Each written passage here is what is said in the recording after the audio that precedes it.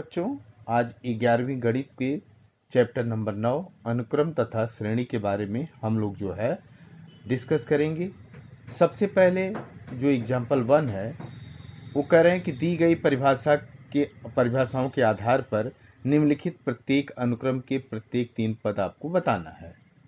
सबसे पहला टर्म दिया an equal to 2n plus 5। 3 पद लेना है तो हमको n की जगह 1 2 3 रखना पड़ेगा।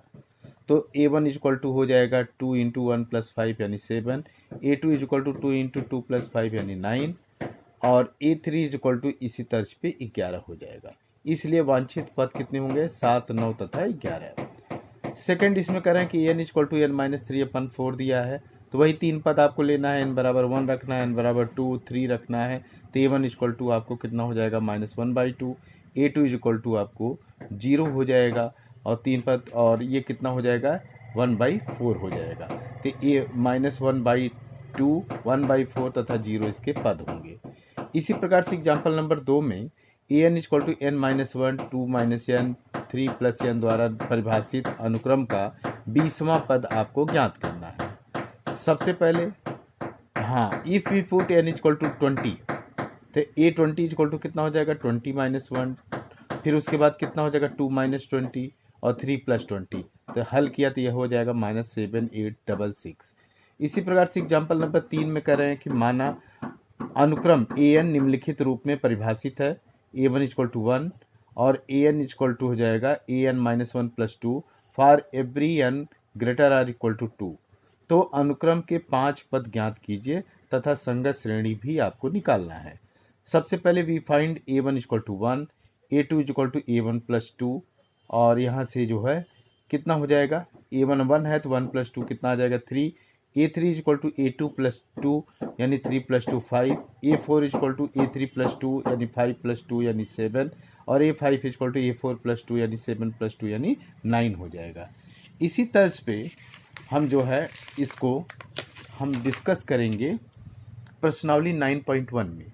9.1 में कह रहे हैं कि प्रश्न 1 से 6 तक के अनुक्रमों में से प्रत्येक के प्रथम 5 पद लिखिए जिनका nवां पद आपको दिया गया है। सबसे पहले पहला question an equal to n into n + 2।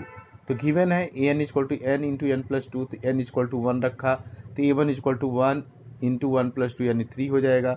n बराबर 2 लिया तो a2 इक्वल टू 8 आ जाएगा। n बराबर 3 लिया तो 15 आ जाएगा। n बराबर 4 लिया तो कितना आ जाएगा? 24 और n बराबर 5 लिया तो 35। तो इसलिए श्रेणी के प्रथम 5 पद क्रमशः 3, 8, 15, 24 और 35 है। दूसरा इसी में दिया कि n equal to 2 power n है, तो n बराबर 1 लिया तो 2 पावर 1 यानी 2 हो गया।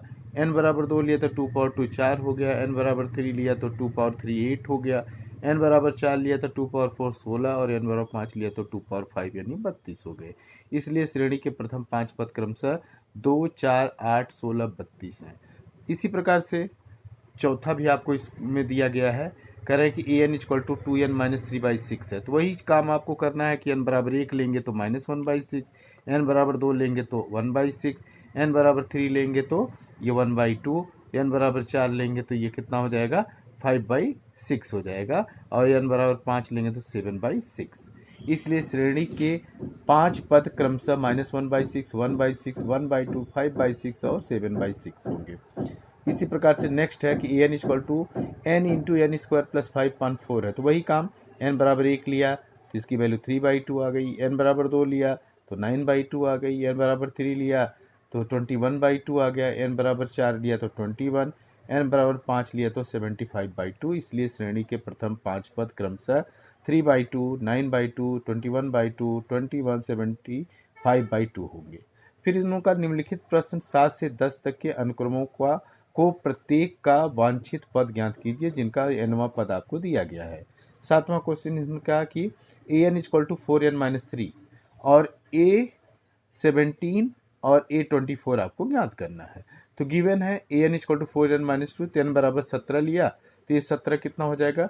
4 × 17 - 3, 17 चौका 68, 68 - 3 यानी 65 हो जाएगा। n बराबर 24 लिया तो a24 इक्वल टू 4 × 24 - 3, 24 चौका कितना हो गया? 96 - 3 95 हो गया। इसी प्रकार से 8वां क्वेश्चन है कि n equal to n² / 2 power n, तो आपको a7 ज्ञात करना है। तो हमको दिया कि n equal to n² / 2 power n, तो पुटिंग n इक्वल टू 7 तो we get a7 equal to 7 square by 2 power 7, तो 7 स्क्वायर 49 और 2 पावर 7 कितना होगा 128, ये आ जाना चाहिए। इसी प्रकार का नेक्स्ट क्वेश्चन है कि n equal to n minus 2 upon n plus 3, तो a20 आपको ज्ञात करना है।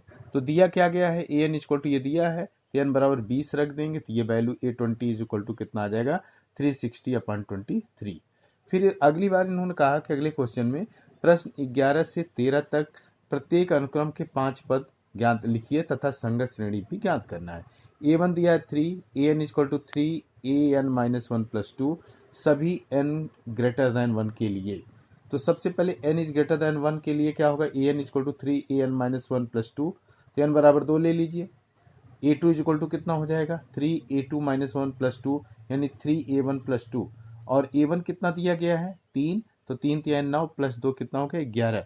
n बराबर 3 के लिए a3 equal to 3a2 plus 2, तो a2 11 आया, 3 इंटू 11 यानी 33 प्लस 2 35 आ गया।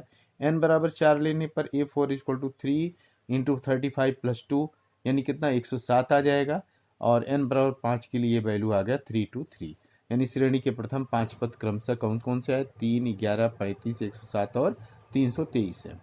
इसी प्रकार से 13वां क्वेश्चन है a1 equal to a2 equal to 2, n is greater than 2 के लिए an equal to an minus 1 आपको ज्ञात करना है। n बराबर 3 के लिए a3 बराबर a2 माइनस 1 यानी 1 आ जाएगा, n बराबर 4 के लिए 0 आ जाएगा, n बराबर 5 के लिए a4 आपका कितना आ जाएगा, यहाँ से ये आपका -1। तो श्रेणी के प्रथम 5 पद क्रमशः आपको यहाँ पे मिल जाएंगे, ये 2 2 1 0 -1 हो जाएंगे। क्लियर।